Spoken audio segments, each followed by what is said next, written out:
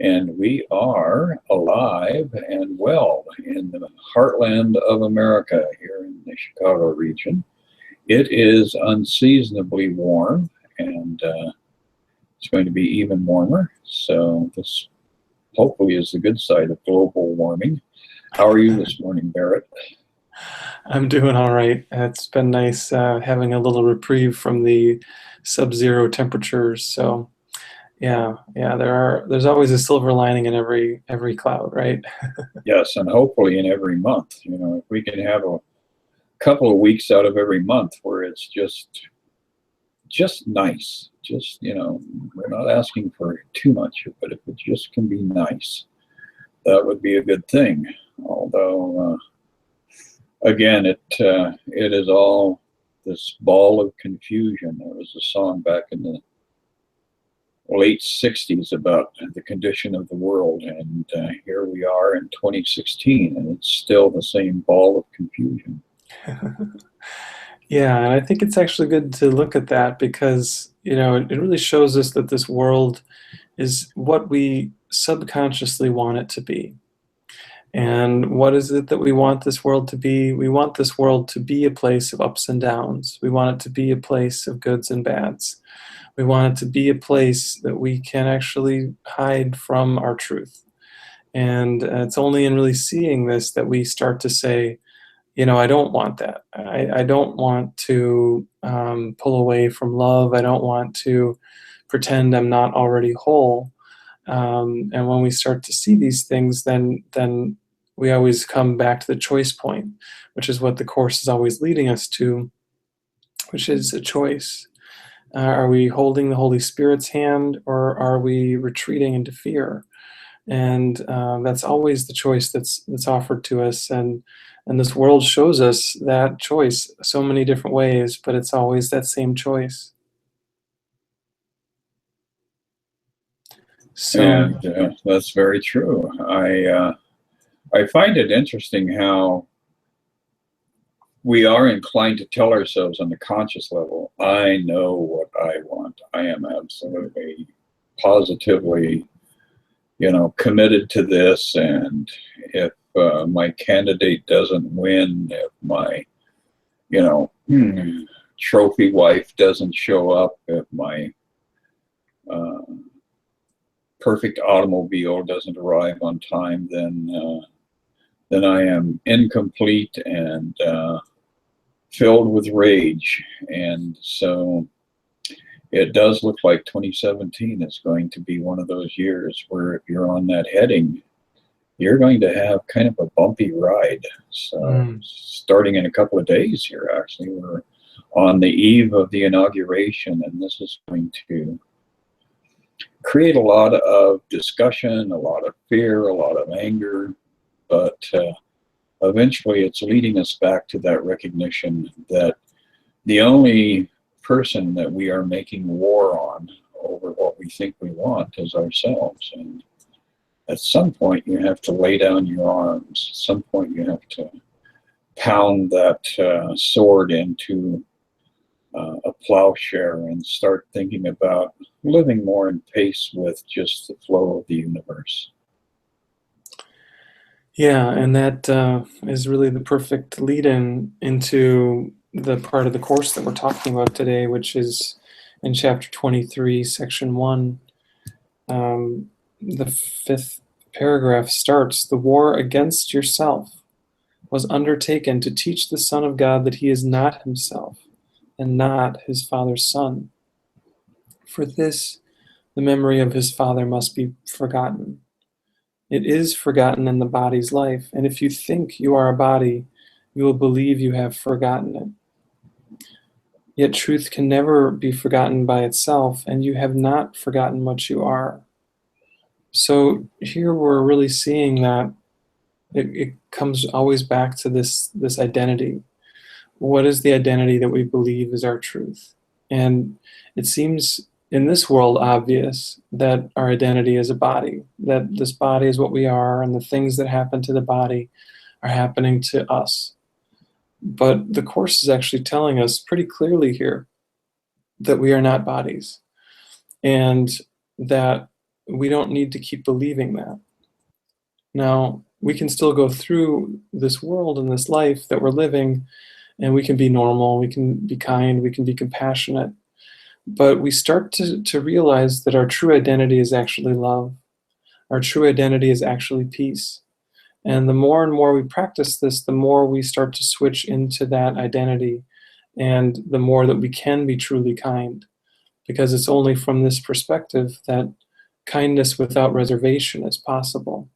And it's really a beautiful goal that Jesus gives us to practice in our life, and to use the circumstances in our life to come into this realization. That is so very, very true.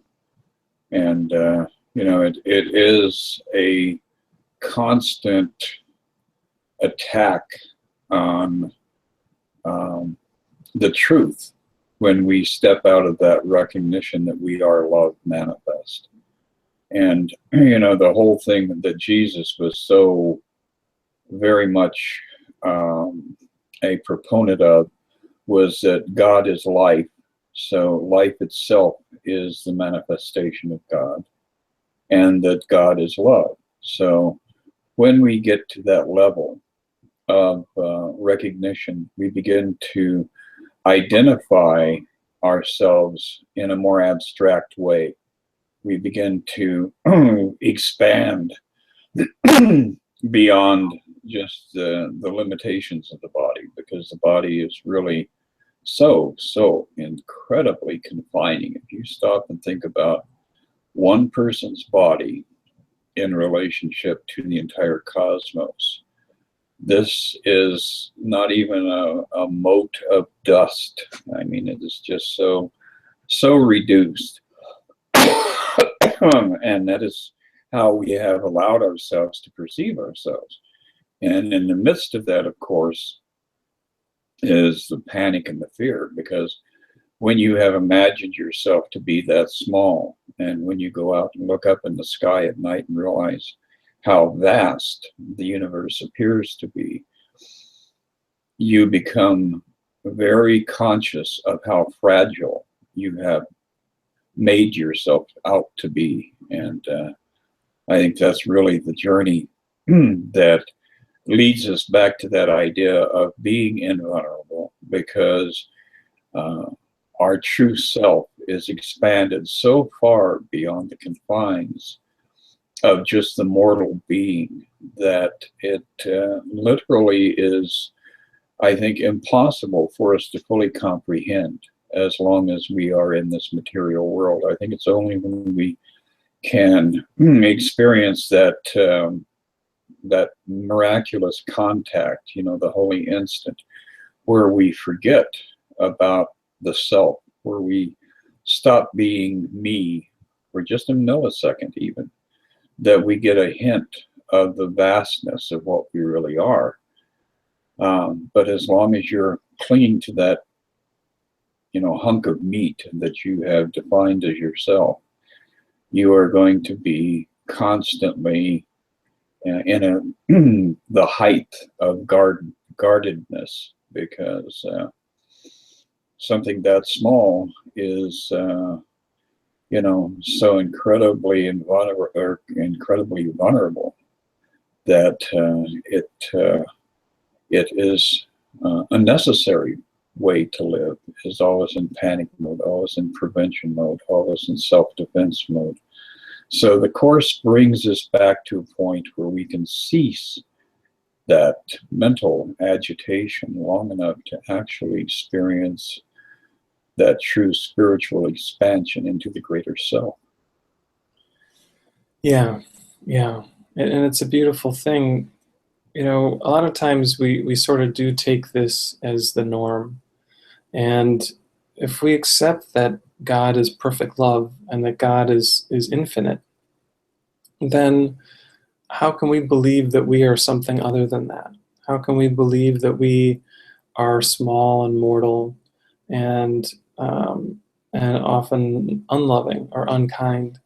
These ideas don't really fit with the truth of what we are. And we start to see this, that there's really only one of two things. We're either perfect love or we're not. And a lot of us think that maybe we're not perfect love, but that's just a false idea. And what we're doing as we do the forgiveness is we're letting these false ideas come up, we're letting them be seen, and we're really handing them over to Jesus or Holy Spirit and saying, you know, let me see this through your eyes. Show me here what is true, because I don't think I've been perceiving correctly. And in this process, we learn to perceive with that loving perspective. And we learn to see that there is no truth in pain or suffering, that we don't need to shy away from them, but we also don't need to buy into them. And as we realize that, our experience here starts to change. And we find that we don't invest in these symbols and feelings of the ego as intensely as we used to. And it's a real beautiful thing, because it starts to change our experience. And our experience becomes more and more one of knowing that love. And like you said just now, Chris, even if it's just for a millisecond, that opening into joy and into love, it can be a real heart-opening experience. Yes, it definitely can be. As we go further down here, in paragraph 6, it says, the war against yourself is but the battle of two illusions. So we're back to the idea of duality, struggling to make them different from each other in the belief the one that conquers will be true. There is no conflict between them and the truth, nor are they different from each other. Both are not true. And of course, the two illusions I believe that he's trying to make us really look at is that there is somebody else out there that we need to be afraid of, that we need to be willing to defend ourselves against, and ultimately slay that person, you know, because we are holding on to, clinging to this definition of self as being a separate being. And so it matters not what form they take. That's, I think, kind of fun too. It can show up as a lack of funds in your bank account. It can show up as a neighbor that has a dog that barks at you every time you walk out of your house. You know, there are so many ways that we have created that kind of divert us from our real truth, that in our, you know, day-to-day existence, we're always out there in the battlefield trying to fix this or fix that or repair this or acquire that. But the truth is, if we just come to a point where we can relax, all the things that we need, the Father has prepared for us. We're surrounded by them. If we're out there trying to conquer Mount Everest on our own, then we have engaged in a battle that can never be won. So it can get really ugly. It can get really harsh and lonely and frustrating. And those emotions show up in despair and depression and frustration and rage. But the reality is none of them are real emotions. They are fantasies that we have because we're chasing fantasies. And it just goes on and on and on. As we continue here, it says, what made them insane, and they remain part of what made them. Madness holds out no menace to reality and has no influence upon it. Illusions cannot triumph over truth, nor can they threaten it in any way. And the reality that they deny is not a part of them. And the Course reiterates the idea over and over again that all of this realm is fleeting. So, you know, just stop and observe, and you'll see the changes going on around you. And everything you thought you believed in and that you thought was real is going to morph into something else in just a matter of hours or minutes or days or weeks or months. So that can be a real source of true frustration.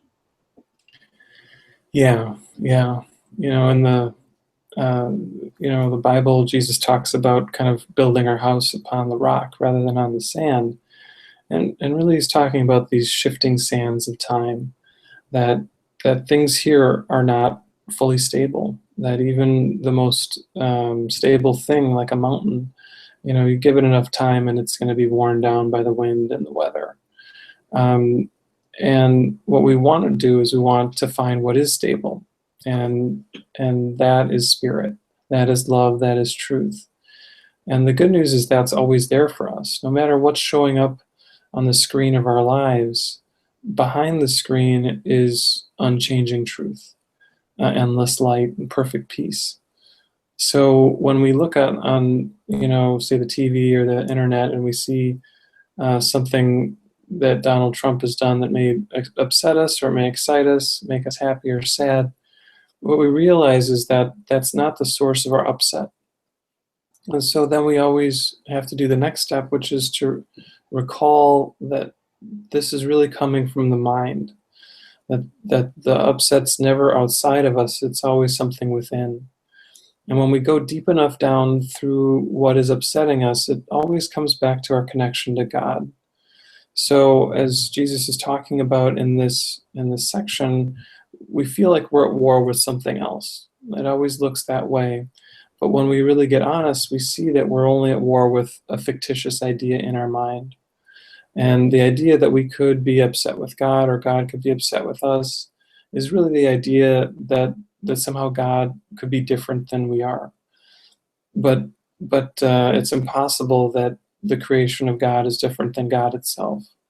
So we realize all these things, and then we start to let go of this idea of conflict that we've been holding on to. And eventually, when we fully let this idea of conflict go, all that's left is peace. All that's left is our eternal nature.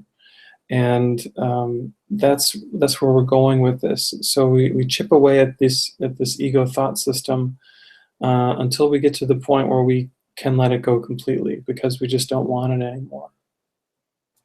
That is so very true. And one of the things that I've noticed, Barrett, is a lot of people, when they pick up the course, and a lot of people that I know that have been working with the course for quite a while, still get trapped in that idea of the course is not a personal journey. And I think it's very, very important for people to recognize that when you're involved with A Course in Miracles, it is a very personal, interactive experience. So you do have to read it in a very personal way. If you're reading it in an analytical or a projected way, where you are seeing it intellectually, but not actually, plumbing the depths, and not actually asking for the responses and asking for the insights and asking for the actual text to speak to you directly, I think that's when you start to kind of subvert yourself, or subvert the intention of the course. So as we start off the new year, as people are out there starting, to work with the lessons and that sort of thing, I think it's very important for you to take every sentence and every concept quite literally, and see how it penetrates this armor that you have built up of I am this, I am that. It starts to dissolve. It doesn't fracture, it doesn't break things up, but it just dissolves this exterior that we have created of identity. And as that identity starts to slowly surrender, the course becomes a very intimate journey. It becomes a very beautiful process. And that beautiful process shows up in the rewards of seeing your life start to actually become transformed, and being able to observe things and events and individuals in your life with a sense of grace and a sense of acceptance and a sense of love that you had never imagined would be possible. Yeah, when we realize that we are all the same, we can't help but love everyone. And I think, it's a beautiful thing to be able to really love everyone. And it's sort of a tall order, but it's actually our natural state of being. A lot of times we think, oh, I have to love that person too, when we first start getting into this. But then we realize that if there's anyone we're leaving off the list of being worthy of love, then in some way we're leaving ourselves off that list too. And when we can step into more and more fully loving everyone, um, even our quote unquote enemies or people that we politically don't like, or whatever the cause is we have for thinking they're not worthy of happiness, then when we make that shift into loving them too, all of a sudden we find we feel more love. We have more love within us to give. And it's not like all of a sudden something new is there that wasn't there, but the truth within us that was being covered over is now shining more brightly. And it's now coming out and it's becoming more real. So this is the process that we're in, and it is a process of self-discovery. And we do need to apply it to the specific issues in our lives. Because without acknowledging these things, without using the ideas that Jesus gives us in the Course, we're not really doing a whole lot, other than cultivating maybe a collection of ideas. And, that might be a little helpful, but what really makes the difference is using these ideas on the issues that are upsetting you in your life. And it helps to let go of that so that you can come to know the divine is already with you. It's always been with you, and it can never not be with you. Yes, that is the beauty of it. And that actually leads in very nicely to paragraph 8 here. It says, conflict must be between two forces. It cannot exist between one power and nothingness. There is nothing you could attack that is not part of you. And by attacking it, you make two illusions of yourself in conflict with each other. And this occurs whenever you look on anything that God created with anything but love. Conflict is fearful, for it is the birth of fear. Yet what is born of nothing cannot win reality through battle. Why would you fill your world with conflicts with yourself? Boy, is that a powerful statement. That one is one of those, aha statements in the Course here, because that's exactly what we do. We populate our little corner of the universe with all our friends and foes, and then we set out to pound those foes down into hamburger and make them regret that they ever were in conflict with us. So let all this madness be undone for you, and turn in peace to the remembrance of God, still shining in your quiet mind. And there is that final statement that is the key to the whole thing. Is if you're out there thinking all the time, and your mind is running off in all directions, you're going to be in conflict. When you can start to still the mind, even momentarily throughout the day, come back to your center and entertain peace, then all of a sudden the conflicts start to dissolve. They just vanish on their own. So that really is the key to the whole thing, is coming to stillness over and over and over again. Yeah, and I think that's a nice place for us to kind of come into stillness with our talk too, is to realize that, I think on each of these talks we sort of make this journey through the conflict of the ego thought system back into the peace of God's reality.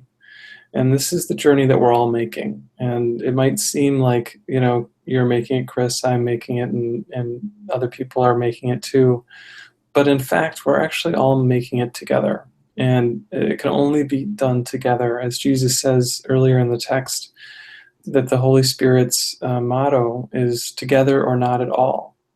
And this replaces the ego's idea of one versus another. So I think as we journey back into the stillness and this conversation, it's a beautiful thing to remember that that is the journey that we're taking hand in hand all together. Yes, absolutely. And I'll note here real briefly that this is episode number 99. So Hey, when we convene next week, we will be at that pinnacle of 100 episodes of The Miracle Within. That's pretty amazing. that is very cool. Very cool. I've been really happy to do this with you, Chris. We're gonna have a little fun next time too. That's awesome. Yes, well, Barrett, you have a blessed day and a blessed week, and step into eternity as often as you can. I appreciate that, Chris. I hope that for you as well. Talk to you soon. All right. Bye, guys.